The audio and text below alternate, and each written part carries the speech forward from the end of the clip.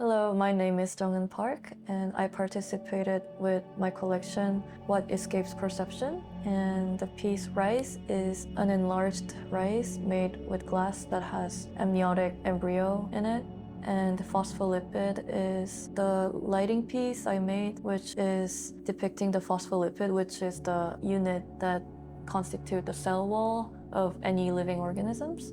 Crab is the piece I made, which is made with 3D printed resin, and that bubbles up with the aquarium part, which provide oxygen to little aquatic animals. Time Erases is the clock piece I made with fused glass, which is held horizontally, and the clock hands have little eyelashes on the tip, which brushes away what's written on board with the salt, and which will erase eventually as the time passes. Bearing is the piece which is suspended with jewelry chain and 3D printed sculpture that's attached to a silicone pad which holds the glass. So my pieces and my subject, the subjects that I'm interested in are things that we overlook or we necessarily don't have much of interest in, or something that we tend to look away from because it's uncomfortable to look at or think about. So the philosophy I employ a lot is everyday aesthetic, developed by Yuriko Saito, which highlights the importance of recognizing aesthetics and beauty from the ordinary things that's surrounding us, and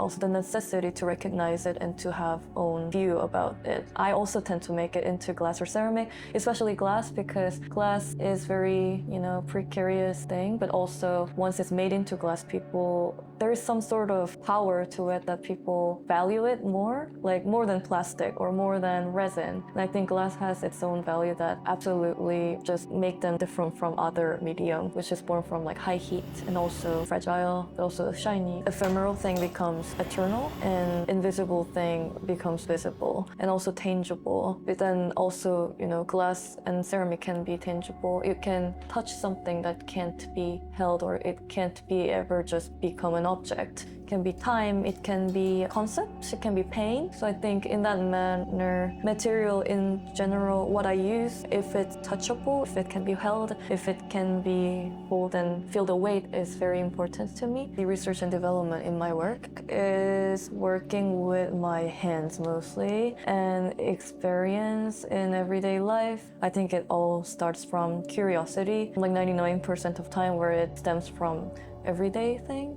Crab too, I start recognizing that many homes in Korea, when I was growing up, I saw lots of little aquatic animals being kept in a box, and just starting to realizing it, to actually studying about like what are the kinds of the animals, and what are the behavior of the animal, or why are they kept in that box, what makes them so easy to keep them in the setting and then raised, what makes them bubble up and what makes them distressed, and also what makes human to wants to keep little animals with their company, and what makes human to wants to be God.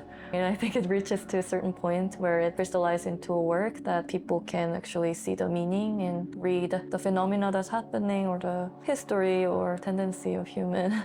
I think it goes through some sort of like bodily experiment with heat and glass and all that hand movement, and then it develops into something that actually can be appreciated visually. In a way, people can read humor, or something that is familiar to them, that is not so apart from their lives, that also can always go back to it because it also always exists around them. So I think my research and development is like that. I think the essence and the content, everything distills through making, sweating, and something I would say is a weird way to say, but anything that's like textual, or something that's really needs a lot of brain power to digest, because I think I'm also a bit dyslexic too.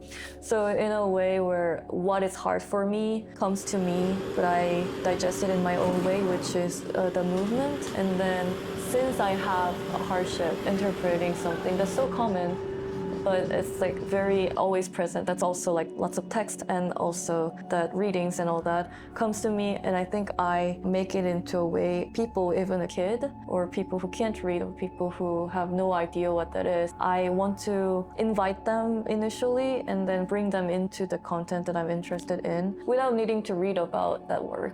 Yeah, so you can feel it intuitively. How I present my work with glass and all that transparent material is I like to present it in a way that looks attractive in first glance. So people will get attracted to my work and get close to it. But what it's said behind or what it's resting under can be unrestful and disturbing and weird. But what I'm doing with my material translation is I don't think I never like completely distill it or beautifying it or like cherry picking what I like, but it's just like I think that intention of my material translation and material choice is to attract viewer who would not see things that is there, to attract with the look that is initially pretty but something is hidden behind. So it's like caressing them and then giving them punch in their face.